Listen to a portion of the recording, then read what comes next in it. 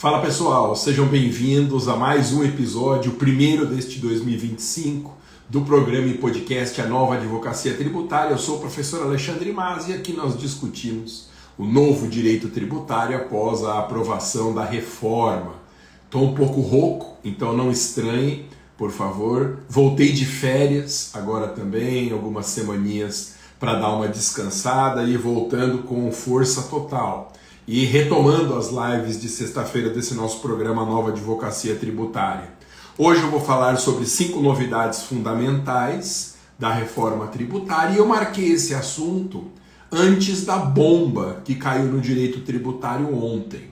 Eu estou fazendo essa live ao vivo nesta sexta-feira, hoje mais precisamente sexta-feira, dia 17 de janeiro de 2025, e ontem, no dia 16 de janeiro de 2025, finalmente foi promulgada e foi a sanção presidencial a Lei Complementar 214, estou me acostumando com esse número ainda, gente, de exatamente 16 de janeiro de 2025, Lei Complementar 214, esta que regulamenta a reforma tributária. Eu não vou cansar de falar sobre a reforma tributária LC 214, acostume-se você também com esse número, nós vamos mexer muito na advocacia, aqui nas lives, em todos os meus conteúdos com essa LC. Só para que você tenha a medida do tamanho da mudança, eu recebi uma pergunta agora há pouco na caixinha de perguntas do meu Instagram, vocês viram que eu respondo praticamente todas, né? Então não perca a chance de fazer uma pergunta quando abrir uma caixinha, só que eu não souber mesmo, ou for alguma coisa muito impertinente, que aí eu não comento, mas sempre eu procuro dar uma resposta. E a pergunta que veio hoje cedo para mim na caixinha de perguntas foi: o que muda no direito tributário com a aprovação da LC 214? Eu vou repetir uma frase que eu tenho dito aqui sempre: muda o direito tributário. Não é o que muda no direito tributário, muda o direito tributário. Só para que você tenha uma ideia. A Lei Complementar 214, ela foi aprovada com 544 artigos, fora os 100 artigos que já foram mudados na Constituição, no âmbito constitucional da reforma, agora 544 artigos. Se nós rapidamente somarmos essas mudanças, estamos falando aí da alteração de mais ou menos 640 artigos do nosso direito tributário. Para que se tenha uma ideia, o Código Tributário tem 200 e poucos artigos. De modo que nós estamos falando de uma mudança 3 vezes maior do que o Código Tributário na nossa legislação. Eu, da minha parte, estava morrendo de medo do CTN ser revogado na onda da reforma tributária, porque aí ia dar um trabalhão a gente estudar o direito tributário com base num outro Código Tributário Nacional. Mas a reforma não fez isso. A reforma, ela não instituiu novas normas gerais em matéria tributária. Ela disciplina muitos tributos, sim, mas de forma específica. O que ela tem são normas gerais em relação aos 3 novos tributos brasileiros. Então, o Código Tributário Brasileiro continua em vigor, não há mudanças em normas gerais que alcancem muitos outros tributos. O que nós temos é a instituição de vez de 3 tributos novos. Então, o que eu fiz nessa live de hoje? Nós vamos falar da reforma ao longo de muitas semanas, destacando assuntos importantes e pontuais aqui e ali, mas como nós estamos no dia seguinte da promulgação da lei complementar, eu separei 5 novidades fundamentais que a lei complementar 214 trouxe para o direito tributário brasileiro na regulamentação da reforma. Só para que você tenha uma visão panorâmica, eu vou falar da criação do IBS e da CBS, que eu chamo aqui de novidade 1. Eu vou falar sobre mudanças no princípio da não cumulatividade, que eu vou chamar de novidade 2. Vou falar um pouquinho de regime de trânsito aduaneiro, novidade 3. Regras de cashback, que me parecem o coração da reforma em termos práticos na nossa vida no dia a dia. E vou falar também sobre a tributação das SAFs, Sociedades Anônimas de Futebol, um assunto muito curioso e que é disciplinado a partir de agora de um jeito muito bem-vindo, porque as sociedades anônimas de futebol ganharam a realidade do nosso esporte brasileiro, mas ainda estavam meio num limbo de tributação. Então vamos lá, sem perder mais tempo. Gente, a Lei Complementar 214, ela instituiu, ela criou 3 tributos novos. O Imposto sobre Bens e Serviços, chamado de IBS, já se acostume com essa sigla, IBS, é o substituto do ICMS, então ninguém chama o ICMS de Imposto sobre Circulação de Mercadorias e Serviços. Sempre que eu falar IBS, já estou me referindo ao Imposto sobre Bens e Serviços. A contribuição sobre bens e serviços, essa dualidade, é uma das coisas mais esquisitas da reforma, e eu vou compartilhar com você hoje, ao longo das nossas lives, quais são as minhas preocupações técnicas desse binômio IBS-CBS, e um tributo que eu não vou comentar hoje, um tributo um pouco menorzinho assim, que é o chamado imposto seletivo, que transforma em imposto o que antes era o princípio da seletividade, tá? Mas a primeira novidade que eu vou comentar, vou deixar um pouco o imposto seletivo por uma outra oportunidade, porque ele é mais fácil. Eu vou falar sobre o IBS e a CBS. Bom, logo o artigo 1º da Lei Complementar 214 já diz: ficam instituídos, inciso 1, o IBS, de competência compartilhada entre estados, municípios e Distrito Federal, e 2, a CBS, Contribuição Social sobre Bens e Serviços, de competência da União. Primeiro problema que nós temos aqui: eles dividiram o nosso IVA, Imposto sobre Valor Agregado, porque esses 2 tributos novos somados, eles formam o que a doutrina chama de Imposto sobre Valor Agregado. A reforma dividiu o nosso IVA em 2 tributos. Na verdade, a estrutura é idêntica. É como se a gente pegasse o atual Imposto sobre Serviços, quebrasse no meio e falasse assim, ó, os municípios podem cobrar e os estados também. É o mesmo tributo com competências diferentes e nomes diferentes. Então, a primeira coisa que vai gerar um questionamento judicial e que pode gerar oportunidades na advocacia é essa multicompetência para o IBS. Como que é assim? Como que pode um imposto ser ao mesmo tempo estadual, distrital e municipal? Ficou mal arrumado isso, porque em direito tributário as competências para impostos são competências privativas das entidades federativas. Não há competência comum em matéria de impostos, mas a reforma trouxe essa novidade. Outro aspecto muito esquisito é ter entregue uma parte do IVA para a União. Então, não só eu dividi o mesmo tributo em 2 partes, como a primeira parte, eu estabeleci uma competência comum para impostos entre estados, Distrito Federal e municípios no IBS, e a segunda parte eu dei para a União. É o mesmo tributo com nomes diferentes. Isso vai dar uma confusão prática enorme, mas em termos doutrinários são muitos problemas técnicos que essas novidades trazem em relação à competência. Quais tributos, só para a gente relembrar, serão extintos? Gente, não estão extintos os tributos que eu vou ler agora. Eles serão extintos nos próximos anos, progressivamente, na medida em que esses novos tributos forem sendo implementados. Então a reforma tributária prevê a extinção do PIS, que é a contribuição para o Programa de Integração Social, da COFINS, que também é a contribuição para o financiamento da Seguridade. Deixarão de existir nos próximos anos o ICMS, o ISS e o Imposto sobre Operações Financeiras. Bom, outra novidade, o artigo 2º da reforma tributária, ele afirma que o IBS e a CBS serão regidos pelo princípio da neutralidade. Quando foi aprovada a primeira parte da reforma, a parte constitucional, essa ideia de princípio da neutralidade foi lançada no texto da Constituição. Hoje, entre os princípios gerais do direito tributário na Constituição, consta o tal princípio da neutralidade. Desde que eu gravei o meu curso, a primeira parte do curso completo da reforma tributária, quem quiser as matrículas estão abertas, você acha na minha bio do Instagram o link para se matricular no curso completo da reforma tributária, que tem a parte constitucional e agora a parte infraconstitucional, que eu vou publicando as aulas ao longo da semana. Desde que eu gravei a primeira parte do curso, eu apontei o caráter vago desse nome, princípio da neutralidade.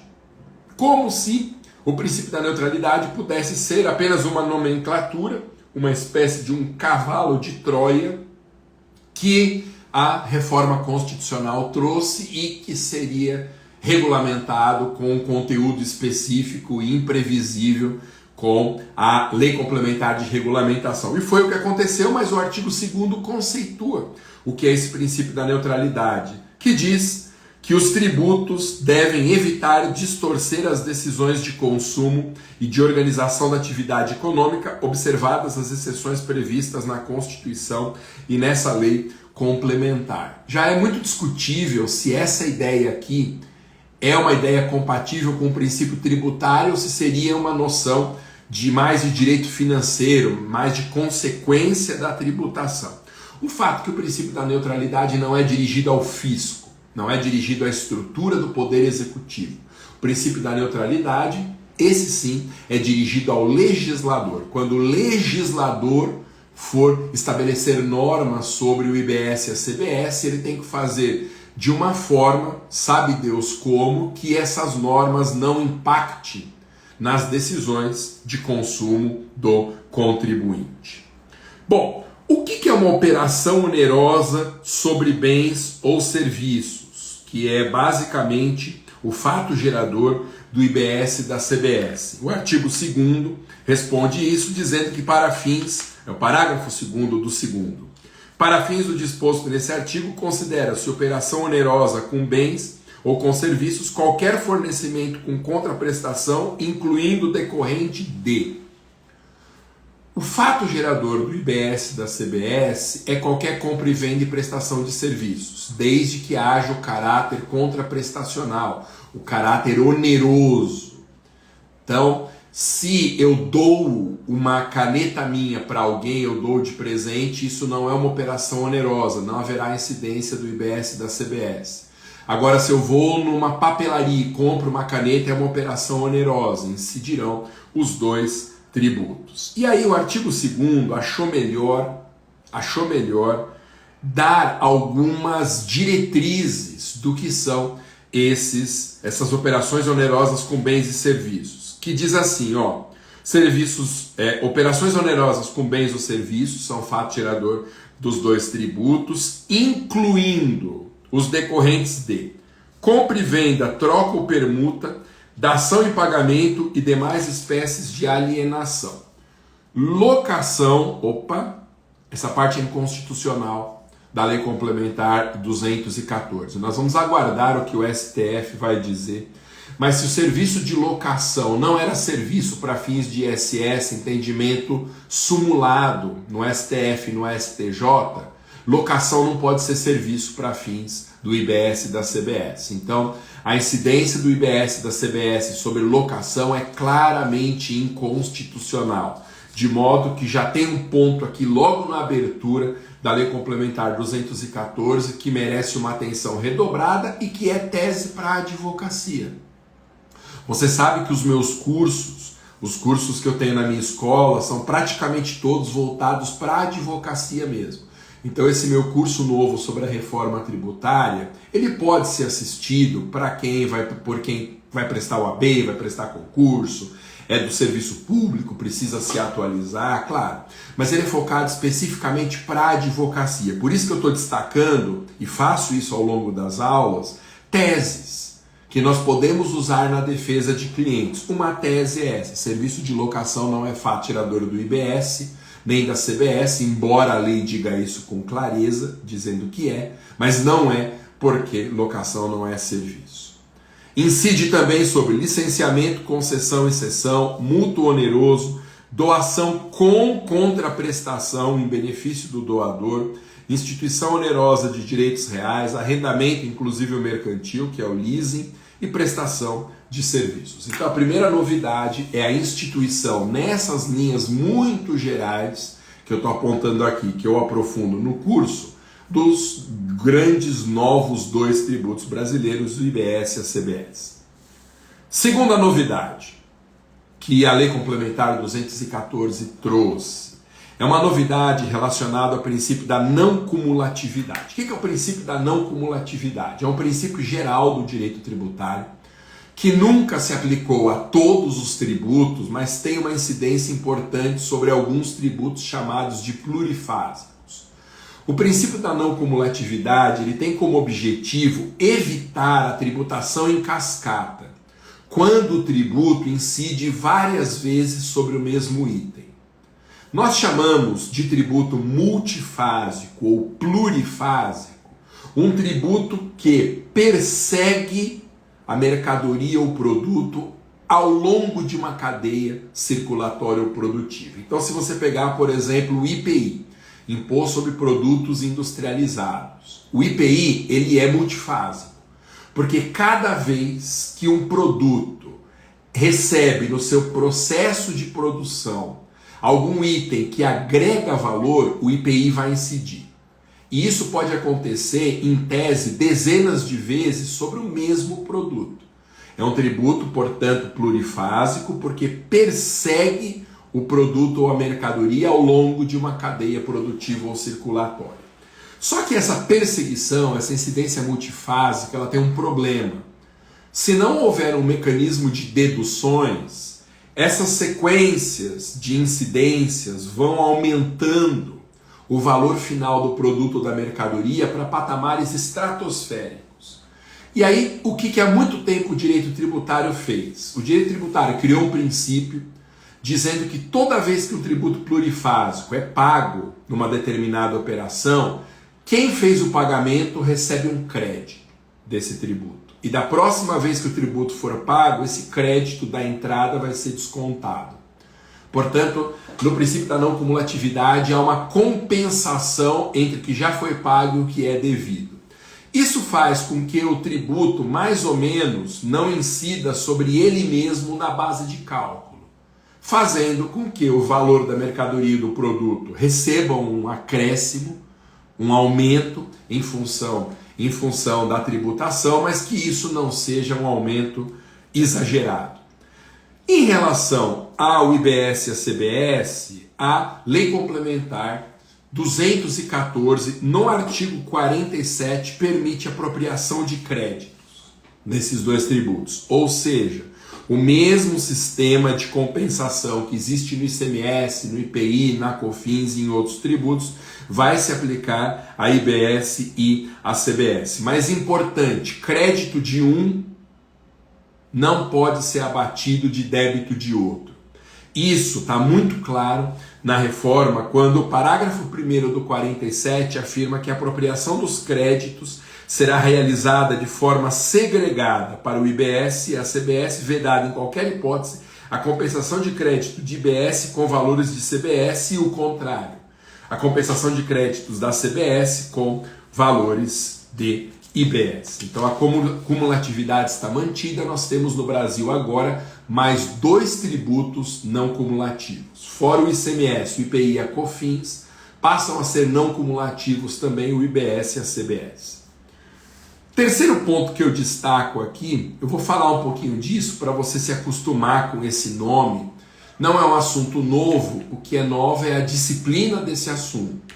É o chamado trânsito aduaneiro. O que é o trânsito aduaneiro? Principalmente nas operações de importação, existe a incidência de um tributo. Fundamentalmente um entre tantos que incidem na importação, que é um tributo específico para essa operação, que é o imposto de importação. Não à toa ele tem o nome do fato gerador, imposto sobre importação. Mas às vezes, determinado item vem do exterior e entra no território nacional só de passagem. Ou seja, o destinatário final não está no Brasil. Pelo menos ele não vai ficar para si com aquele item importado. E aí o direito tributário criou um regime jurídico para lidar com o pagamento de tributos nessas operações de ingresso de produtos vindos do exterior, em que o destino final do produto não é o território brasileiro, mas ele entra para sair, ou para ir para outro país, ou para voltar para o país de origem. Nós damos o nome de trânsito aduaneiro para esse regime jurídico de importações transitórias, vamos dizer assim, de uma forma bem didática, bem ampla do que se trata. Então, o artigo 84 da reforma diz que fica suspenso o pagamento do IBS e da CBS na importação enquanto os bens materiais estiverem submetidos a regime aduaneiro especial de trânsito aduaneiro, em qualquer de suas modalidades, observada a disciplina estabelecida na legislação aduaneira. Temos aqui mais uma tese para a advocacia. Sempre que o fisco cobrar IBS ou CBS na operação de importação, você tem que conferir se essa operação não será sucedida por um trânsito aduaneiro, porque se ela for sucedida por um trânsito aduaneiro, o tributo não incide. Não é uma imunidade, me parece uma hipótese de não ocorrência do fato gerador, mas o trânsito aduaneiro sofreu também esse reflexo com a aprovação da reforma tributária. E aí, a reforma se preocupou em tratar de alguns sistemas especiais de trânsito aduaneiro. Por exemplo, regimes de depósito, no artigo 85, fica suspenso o pagamento do IBS e da CBS incidente sobre importação quando os bens materiais estiverem submetidos a regime aduaneiro especial de depósito, observada a disciplina estabelecida. Tá? O que é o depósito? É a mesma situação, um caso em que um produto é importado, ele tem que ser de alguma forma armazenado em algum local pela Receita Federal para uma destinação que não será o consumo final e não haverá incidência dos impostos. Que mais? Regime de permanência temporária, mesma coisa, artigo 88, é um regime especial de trânsito aduaneiro. Fica suspenso o pagamento do IBS e da CBS, incidentes na importação, enquanto os bens materiais estiverem submetidos a regime especial de permanência temporária ou de saída temporária. Isso pode acontecer, por exemplo, quando o item é importado para fins de uma assistência técnica.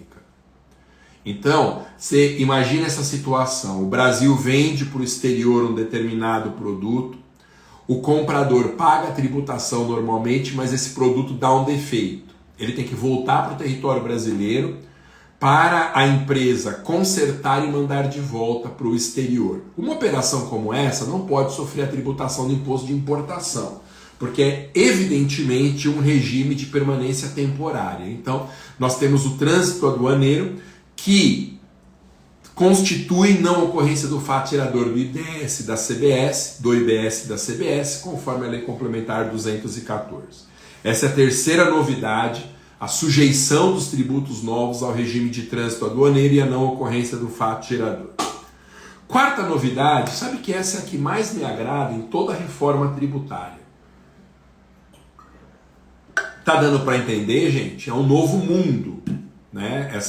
Essas mudanças que a reforma tributária está trazendo, é um novo mundo. Então a gente tem que ir devagarzinho, a gente se acostumar com essas novidades, por isso que eu vou devagar falando sobre a reforma tributária semana após semana, conteúdo após conteúdo, resposta de pergunta após resposta de pergunta, para que essas ideias devagar vão entrando na sua cabeça. Eu dizia que a quarta novidade que eu destaco é a mais bem-vinda do meu ponto de vista em toda a reforma. Eu tenho dado muita entrevista, eu não sei se você tem me visto em programas de televisão, a maioria das vezes em TVs fechadas, mas eu não sei se você tem visto, eu tenho aparecido muito na mídia escrita, tal, me posicionando sobre coisas da reforma. E sempre que eu tenho oportunidade, eu digo que o aspecto que eu acho mais interessante da reforma são as regras de cashback. O que é cashback? O cashback na reforma tributária é a devolução do tributo pago por uma pessoa que é economicamente mais frágil. Esse é o cashback. É uma forma de você atender ao bom e velho princípio da capacidade contributiva. Quem pode mais, paga mais, quem pode menos, paga menos. Só que é um jeito de você tributar menos as classes D e E de uma forma prática. Em vez de você ter um tributo mais barato para as pessoas economicamente mais frágeis, você faz a pessoa pagar o tributo cheio, mas devolve para ela esse pagamento, o valor desse pagamento. Nós chamamos essa devolução de cashback. O assunto está bem detalhado agora na Lei Complementar 214. O tema tinha sido abordado superficialmente na parte constitucional da reforma tributária, mas agora a lei cuidou de dar mais detalhamento. Sempre que eu dou entrevista, as pessoas querem saber quem que vai se beneficiar desse cashback, porque quem não gostaria de ir para o supermercado, fazer a compra de mercadorias e ter o valor do imposto de alguma forma devolvido? Então, diz o artigo 112, veja que nós avançamos lá para frente, 112 da Lei Complementar 214, serão devolvidos nos termos e limites previstos nesse capítulo para pessoas físicas que forem integrantes de famílias de baixa renda, a CBS e o IBS. Bom, quais são os requisitos para ter direito a esse cashback? Que eu acho que é o ponto fundamental aqui. Primeiro requisito para ter direito a essa restituição: possuir renda familiar mensal per capita de até meio salário mínimo nacional. Menos de meio salário mínimo nacional por pessoa dentro da casa. Bom, são pessoas com muita dificuldade financeira, sem dúvida. Então vai pegar bem a classe E mesmo, finalzinho da classe D da população. Então, primeiro requisito e o mais importante de todos: possuir renda familiar mensal per capita de até meio salário mínimo nacional. Ser residente no território nacional, que faz muito sentido, e possuir inscrição regular no cadastro de pessoas físicas, ter um CPF. E a quinta novidade que eu destaco para encerrar, lembrando que esse é só o nosso primeiro papo sobre a reforma tributária, para você ter uma visão panorâmica do que a reforma trouxe, falar um pouquinho sobre a disciplina normativa da reforma tributária sobre as SAFs, Sociedades Anônimas do Futebol. Se você não sabe o que é uma SAF, Sociedade Anônima de Futebol é um modelo de organização de clubes futebolísticos, modelo que está revolucionando o mercado brasileiro. Basicamente, um investidor ou um grupo de investidores assumem a gestão de um clube de futebol, fazem contratações, ficam com a receita de jogos e receitas provenientes de outros programas de captação de recursos. É como se o clube fosse alienado temporariamente por um terceiro gestor privado. Muitos clubes no Brasil já são SAFs. Então, já são SAFs, casos muito conhecidos, por exemplo, recentemente o Cruzeiro virou uma SAF, o Vasco da Gama virou uma SAF, a Portuguesinha aqui de São Paulo virou uma SAF, o Botafogo, que da noite para o dia se transformou no melhor clube de futebol do Brasil, ganhou tudo aí, Campeonato Brasileiro, Libertadores. Pois é, ele é uma SAF. A gestão interna do clube perde força para o investidor, que no caso do Botafogo é um investidor internacional, que passa a ter as incumbências da gestão diária do clube e do fluxo de caixa. A ideia por trás disso é que esses investidores coloquem dinheiro, façam grandes contratações e isso acabe fomentando a qualidade do futebol nacional. Então diz lá o artigo 292, fazendo finalmente uma regulamentação do regime jurídico das SAFs, as operações com bens e serviços realizados por sociedades anônimas de futebol, SAF, Sociedade Anônima de Futebol, ficam sujeitos ao regime específico de IBS e CBS de acordo com o disposto nesse capítulo. O que é uma SAF?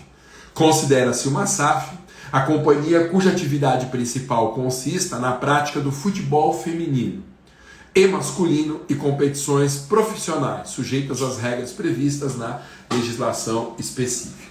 O mais interessante nessa primeira abordagem sobre o regime jurídico que a reforma tributária trouxe nas SAFs diz respeito à base de cálculo do tributo.